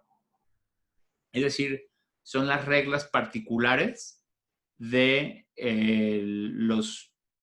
voy a decirlo así para los que no son abogados, de los pequeños juicios que tienen que ver con materia de propiedad industrial. Ahora, ¿cuáles son esos procedimientos o pequeños juicios? Bueno, pues uno tiene que ver cuando alguien le quiere cancelar o nulificar la marca a otra persona. Cuando alguien le quiere, supongamos, nulificar una marca o caducar una marca, supongamos que una de las figuras que existen es que si alguien tiene una marca y no la usa durante 3 años, puede haber un tercero que tenga interés sobre la marca y la pueda caducar. Obviamente también aquí vendrá todo lo que tiene que ver con la parte de cómo se procede el paso a paso en materia de infracciones, prácticamente todo lo que tiene que ver con la instrumentación, con el INPI en particular, es decir, como el INPI como autoridad, de forma principal se verá en esta ley y de manera supletoria en la Ley Federal de Procedimiento Administrativo. Los que no son abogados, no se preocupen si no entienden mucho. De verdad, hay muchas clases donde vamos a ver eso. y de verdad les prometo que va a ser tan comprensible que aunque no hayan estudiado Derecho, lo van a entender muy bien. Y en el artículo 200 al 202 se habla del recurso de reconsideración que se aplica para las patentes.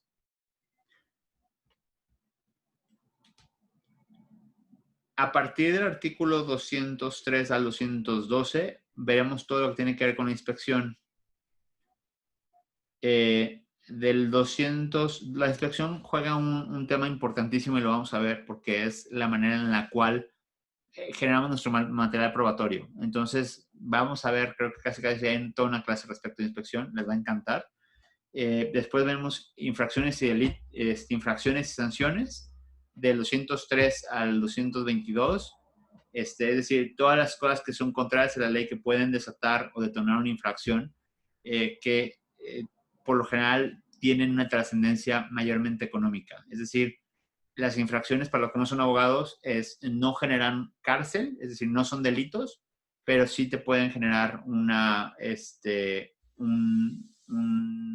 detenimiento económico, una multa, una imposición. Y por último, vamos a ver los delitos en materia de propiedad industrial, del artículo 223 al artículo 229. Y esos sí son propiamente susceptibles de que te puedan incluso privar de tu libertad. También lo veremos en su momento. Y bueno, como tal, esto es la estructura de la ley de la propiedad industrial. La ley como tal no está sola, se acompaña de un reglamento y el reglamento es esta parte subjetiva que de alguna adjetiva que de alguna manera redondea las cosas que la ley nos dice, es decir, la ley dicta una forma de hacer las cosas, pero el reglamento de alguna manera lo circula, nos ayuda al saber el cómo lo vamos a hacer. Entonces, el reglamento es un poco más corto y tiene primero disposiciones generales, después disposiciones que tienen que ver de las invenciones, modelos de utilidad, de diseños industriales y patentes. Después tiene que ver con marcas, avisos comerciales y nombres comerciales del 53 al 68 y del 69 al 79, procedimientos administrativos, inspecciones, vigilancia y sanciones. ¿Ok? Entonces, se va a redondear con el reglamento como tal. Pero no solamente la ley de la propiedad industrial y su reglamento son suficientes. No es únicamente estos ordenamientos, estos dos ordenamientos, los que nos van a regir, sino que también tenemos un marco jurídico mucho más amplio que nos va a ayudar, no me estoy yendo al internacional, vamos a empezar con el mexicano, que nos va a ayudar a generar un entorno mucho más amplio de lo que es la ley y su reglamento. Hasta aquí, ¿alguien tiene alguna duda, por favor, para poder no atrasarnos con lo que viene? ¿Todo bien? ¿Todo bien? ¿Todo bien? Yo tenía una duda. Sí, adelante, Francisco. Buenas tardes, primero que nada. Era respecto de, en el caso de un equipo de béisbol, ¿en qué área el nombre del equipo, si se puede registrar primero, y en qué rama entraría? En la 41, pero no es materia de esta clase, te lo prometo que... Okay. Nomás es como para irlo ubicando, ¿no? ¿Dónde va? Vamos a hablar justamente de la clasificación de NISA, pero de verdad, créanme, vamos a dedicarle una clase entera a todo el proceso registral de búsquedas, inclusive de las búsquedas de las marcas, de hacer como los antecedentes marcarios. Por favor, yo sé que hay mucha gente que tiene dudas concretas. Si ese es el caso, estoy completamente a su disposición para que después de clase, si tienen algo que les surge saber ahorita porque tienen un asunto que quieren resolver y necesitan saber eso, no se esperen a que lleguemos a esa clase porque los voy a tener muy impacientes. De verdad, con mucho gusto después de la clase, nos marcamos, nos escribimos y platicamos sobre ese caso en concreto para que puedan resolver la duda y que podamos desahogar las clases como debe ser. De verdad, vamos a tocar cada uno de esos temas. Si no les va a quedar ni media duda de todo lo que vamos a ver. ¿Alguna Gracias. otra duda respecto a la estructura de la ley o los antecedentes históricos o algo? No. Bueno. Ok. Ahora, vamos a platicar un poco más del marco jurídico. Los no abogados, no se desesperen, va a ser rápido. Esta parte sí creo que les incumbe menos a ustedes. ¿Qué tienen que conocer? ¿Qué tienen que saber? ¿Cuáles son estos satélites que le giran en torno a la ley de la propiedad industrial? Uno, Estatuto Orgánico del Instituto Mexicano de la Propiedad Industrial. Eso les va a ayudar a saber a quién le van a dirigir sus cartas de amor cuando me llega un oficio o cuando les impidan su marca o tengan que ir con el superior jerárquico. Ahí es donde de alguna forma les indican cómo está compuesto un instituto. Después, el reglamento del Instituto Mexicano de la Propiedad Industrial. También, pues primero pienso que... sí, vamos a ver casos en específico. Ahorita son cosas muy generales, les había comentado que hoy vamos a ver antecedentes y marcos en específico para poder conocer más o menos cuál es como nuestra área de trabajo. Y a partir de la siguiente clase vamos a ver casos en concreto, vamos a ver paso a paso, sobre todo los distintivos, que es una parte muy importante. La Ley Federal de Trabajo tiene disposiciones importantes en materia aplicables a la Ley de Propiedad Industrial. El artículo 47, fracción 9, habla respecto a la revelación de secretos. El 134, fracción 13, sobre secretos técnicos. El artículo 163 habla respecto a las invenciones de los trabajadores. Entonces, es una ley que se conecta, aunque no queramos, de alguna forma tiene conexión y debemos de saber qué dice esta ley porque a lo mejor un trabajador hizo una invención y esto nos va a ayudar a determinar a quién le pertenece esa invención, ¿no? Después, disposiciones penales en materia de propiedad industrial, nos vamos a encontrar que el Código Penal, el artículo 111, bis 1, bis 2, bis 3, bis hasta todos, habla respecto a diferentes temas en materia de, particularmente, destrucción y modificación de información, ya sea privada, del Estado, de un tercero, etc. Entonces, todo lo que tiene que ver con destrucción de información, particularmente información importante, industrial, de ventajas, está en el Código Penal.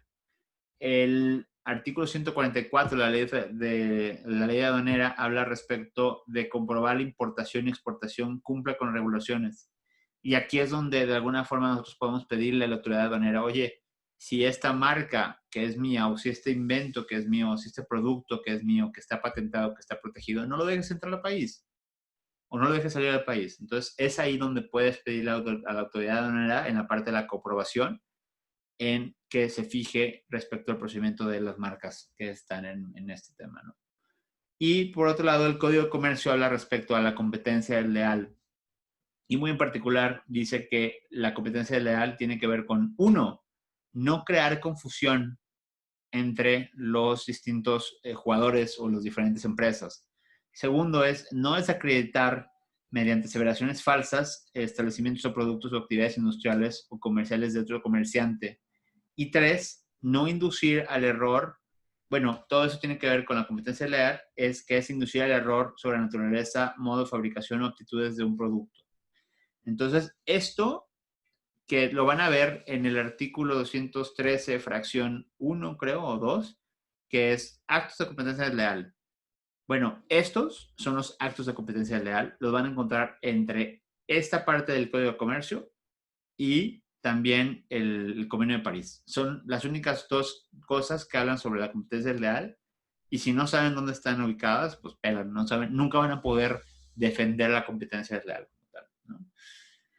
Ahora, decretos, acuerdos en materia. 1, decreto porque se crea el Instituto Mexicano de Propiedad Industrial. 2, acuerdo en el que se da a conocer las tarifas. ¿Por qué? Porque vamos a pagar tarifas. Entonces tenemos que saber de dónde salen las tarifas, porque si metes una tarifa equivocada, bueno, ahorita con el procedimiento que vamos a hacer en línea es mucho más complicado que se equivoquen, pero si no lo están haciendo procedimientos en línea, es posible que se equivoquen y paguen algo que no es. 3, acuerdo que establece las reglas para presentación de solicitudes. 4, acuerdo que establece las reglas y criterios de resolución diversos de trámites del Instituto Mexicano de Propiedad Industrial. 5, acuerdo que se da a conocer la lista de instituciones reconocidas por el Instituto Mexicano de Propiedad Industrial para el depósito de material biológico.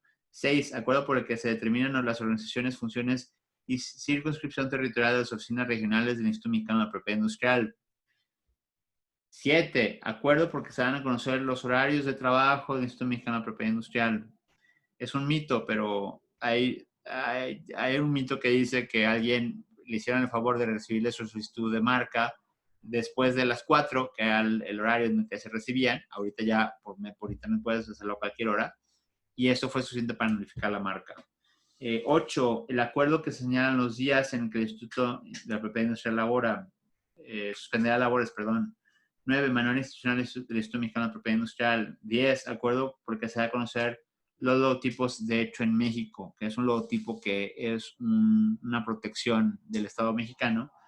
Y 11, acuerdo nacional contra la piratería. Ok. Ese es el total de los componentes que son satelitales a la ley de la propiedad industrial y a su reglamento.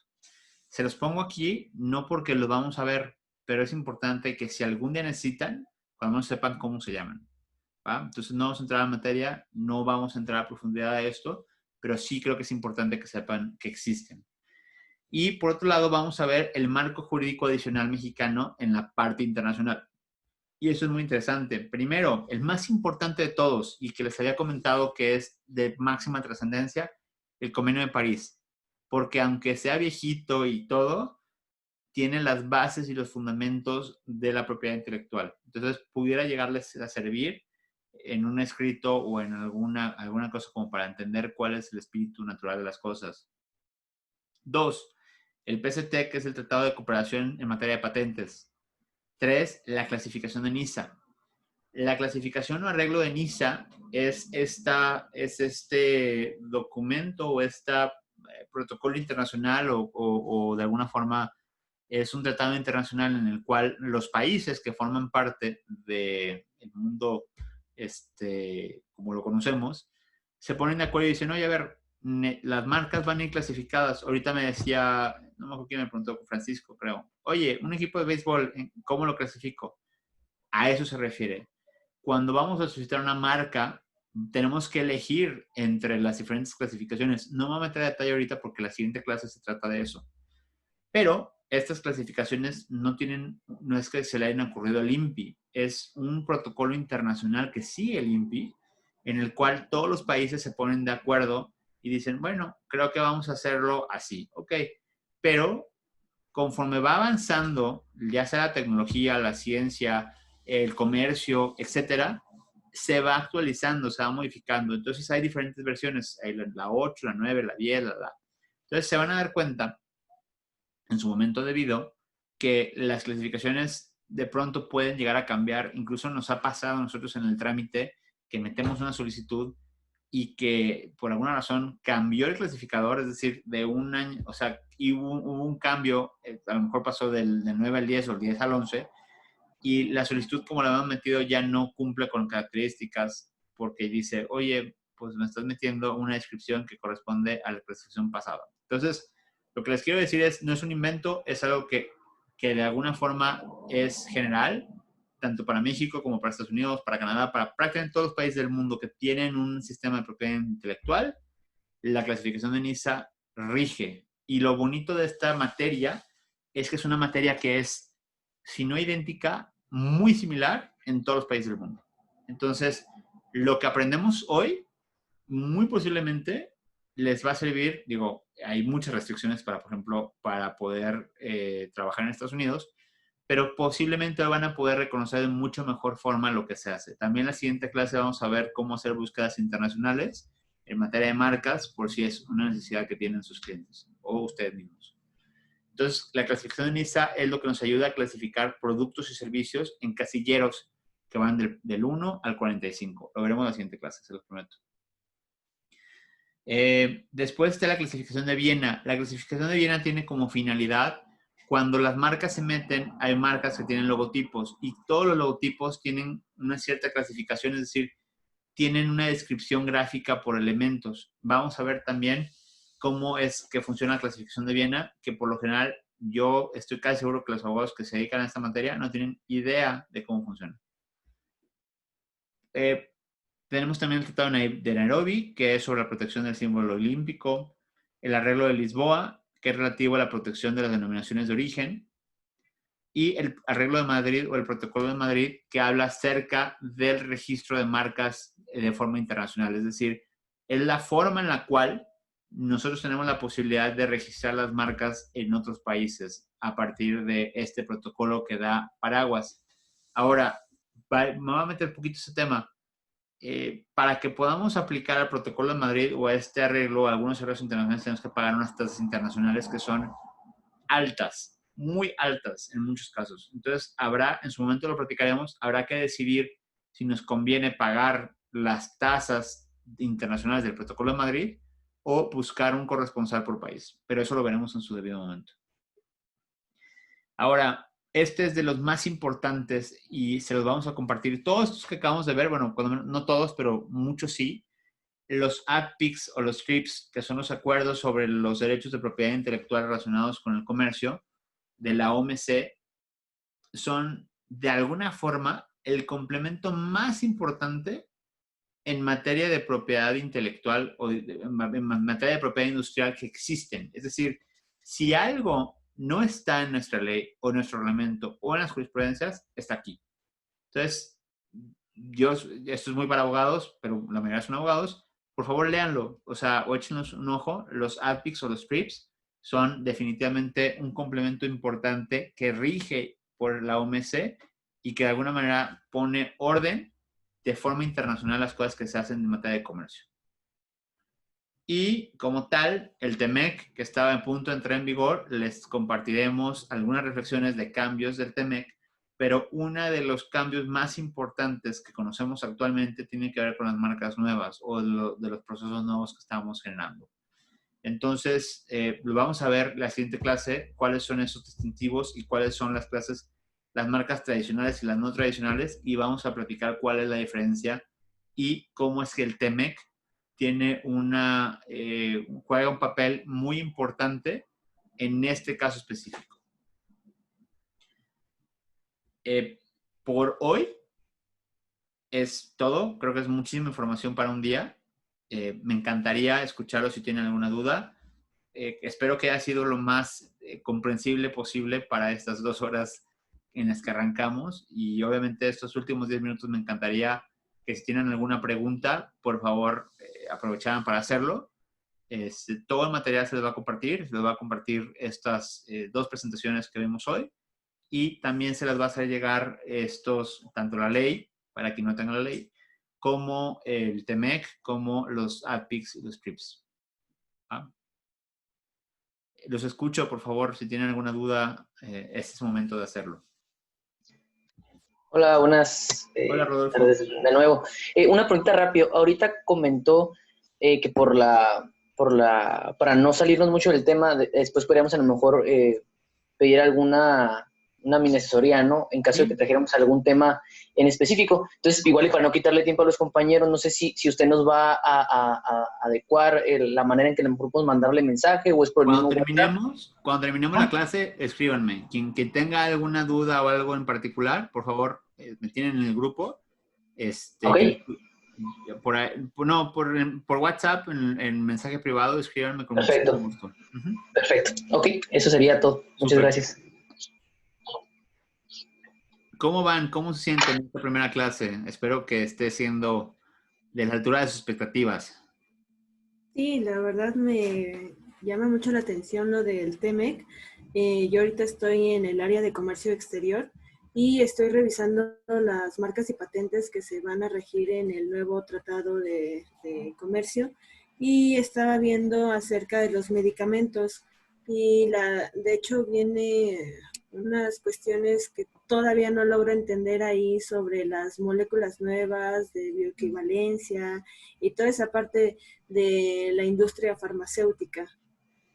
Es una de las más complejas. Sinceramente, no sé si lo vamos a ver con mucho detenimiento porque nos va a faltar clase para el tema de las patentes. Pero si tienes alguna duda en particular, te voy a ser bien sincero. Yo en lo particular nunca me he relacionado con un tema de patentes médicas, pero el día de patentes nos va a acompañar una persona que trabaja en el INPI en materia de patentes, que seguramente le vamos a exprimir muchísimo y va a ser algo que va a ayudarnos mucho a entender más cosas sobre cómo funciona el INPI en esta materia y sobre algunas patentes en las que yo no haya tenido como tal inclusión directa. y no me malinterpreten, llevo 2 años dedicándome a esto, pero son pocas las patentes que me han tocado convivir. O sea, realmente si he registrado unas 30, 40 patentes en 10 años, se me hacen muchas. O sea, no, digamos, y la mayoría de estas son mecánicas, o sea, son procesos, o son productos, o son alguna cosa que no tiene mucha ciencia en materia de biología o farmacéutico, pero prometo que traeré a alguien de buena calidad para esa clase para que pueda complementar ese posible vacío. Vale, muchísimas gracias. Y nada. ¿Cómo van? Los veo muy callados. Digo, agradezco los participativos. De verdad, muchísimo. Michelle, Rodolfo, los Franciscos por ahí. Gracias. De verdad, ustedes hacen parte de que esta clase sea nutrida para todos. Pero me gustaría escucharlos a más, cuando menos reconocer la voz un poquito más.